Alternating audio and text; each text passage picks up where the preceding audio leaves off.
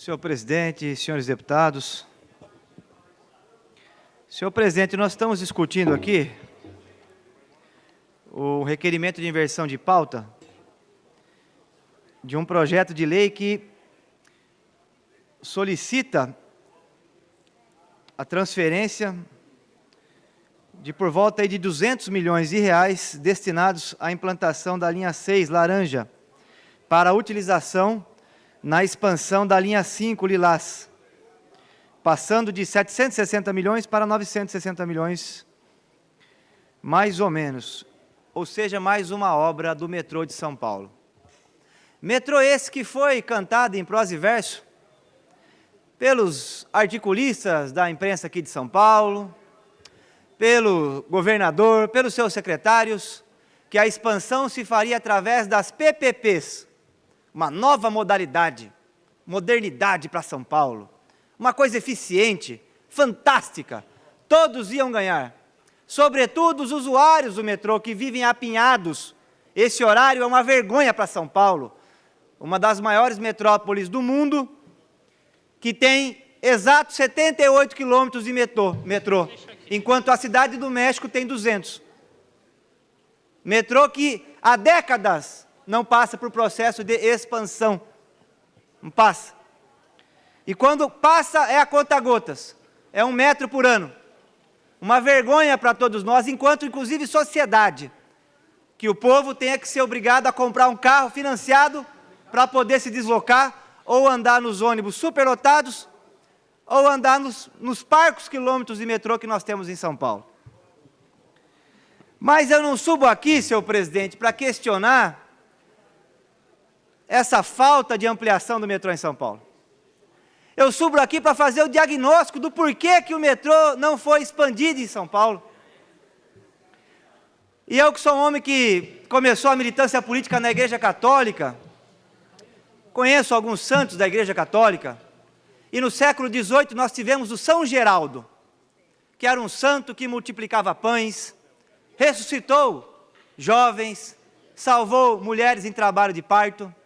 E hoje nós temos à frente do governo de São Paulo também um santo, que aliás tem o nome de Geraldo. Mas esse multiplica dinheiro, e é dinheiro público que multiplica. Eu vou contar aqui a fábula da linha 2 verde, é sensacional. Sensacional a delação do grande diretor executivo da Odebrecht, porque os PSDB, quando o seu Roberto Jefferson fez as delações, o pessoal do PSDB subia à tribuna e dizia: olha que coisa, é uma delação, importante delação. Quando surgiram os delatores da Petrobras, esses delatores são homens corretos, pessoas sérias, impeachment. E fizeram junto com a MBL e a Rede Globo um processo inclusive de impeachment da presidente Dilma, por conta dos delatores. E agora nós estamos recebendo denúncias dos delatores aqui de São Paulo. Delator da Odebrecht, ex-diretor de contrato, o senhor Fábio Gandolfo. E aí é surreal. É fantástica a delação dele. Eu fiz, inclusive, deputado Enio Tato, um remake com toda a delação dele a cada 1 minuto. São mais de 20 minutos, com legenda, tudo, pus tudo na rede social. Para o povo precisar saber por que o metrô em São Paulo não anda. Os chineses mandavam engenheiros para São Paulo na década de 70 para estudar a expansão do metrô aqui. E agora está lá, esses dias teve a inauguração, 400 quilômetros de metrô numa das metrópoles chinesas. E São Paulo, 78 quilômetros de metrô. Por quê? Então vamos lá. Olha só que fábula. O contrato da linha 2 verde foi celebrado em 92 com a Odebrecht, em 1992. Nós estávamos no auge do impeachment do Collor. Estava no Movimento Estudantil na época, lutando para tirar o playboy das Alagoas, que queria privatizar tudo e vender tudo no Brasil. Conseguimos tirar ele. E aqui em São Paulo era celebrado o contrato de 1992. Esse contrato tinha uma cláusula que, se ele não começasse a obra, ele seria extinto em 6 meses. Seria extinto em 6 meses. E aí, então, começa o problema. Segundo o delator, para que o contrato não fosse extinto, foi preciso comprar. Porque é assim que funciona a política. Não é? Os operadores do processo de concentração de renda que virou o Brasil, uma máquina de moer gente, eles não aparecem. Aparecem as representações partidárias. Mas quem compra a política nunca aparece. É o Odebrecht, que comprou a política no Brasil, comprou leis. Segundo o delator, comprou o Tribunal de Contas, para que o Tribunal de Contas não criasse empecilhos, para que esse projeto, que deveria ser extinto no meio do ano de 92, não fosse extinto. A propina para o Tribunal de Contas foi de 0,9% do valor do contrato. E segundo esse ex-executivo da Odebrecht, foram feitos 20 aditivos. Então foram feitos 20 pagamentos de 0,9% para o pessoal do Tribunal de Contas. Só aqui já dava uma CPI imensa. Muito trabalho para essa casa. Mas não para aí a propina, não. Em 2013 assume o Santo. 2003. E aí começa a obra. E aí o presidente do metrô disse que assim, para a obra, que eu quero a minha boquinha. E recebe então, segundo o delator de Odebrecht, 10 milhões de reais.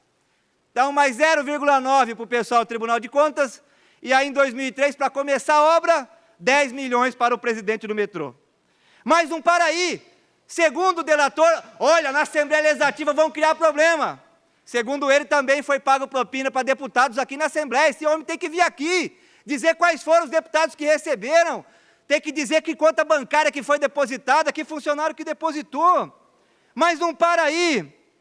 Aí o diretor de operações do metrô, seu Décio Tambelli, também falou, não, para a obra que eu quero 0,5%. E aí disse que foi pago 0,5% para o diretor de operações do metrô. Mas não para aí. O pessoal do setor de contratações do metrô também falou, não, nós queremos uma boquinha nesse contrato. E mais 0,5% que foi pago ao seu Sérgio Brasil, do setor de contratação do metrô. E por fim, já não estava mais o Santo, era o famoso, esse que tem, segundo a Odebrecht, 23 milhões, a Suíça. A filha dele comprou a Dileto, tem sociedade com o Dantas em várias empresas do Brasil. Segundo o Amari Júnior, jornalista importante, já ganhou até prêmio Écio, da Privataria Tucana. O Careca é um dos políticos mais ricos do Brasil, e canta em prosa e verso que é homem probo. Pela e não tem dinheiro. Só para concluir o raciocínio. E aí, por fim, nesse contrato linha 2 verde, segundo o delator, foi mais 3% para o Careca. Então, vamos fazer a conta. Olha só que caminho, é uma fábula de propina isso aqui. Eu acho que nós não devemos aprovar nenhum projeto que envolve aí a Odebrecht. Até por uma questão muito simples, bom senso. Bom senso. Puro bom senso.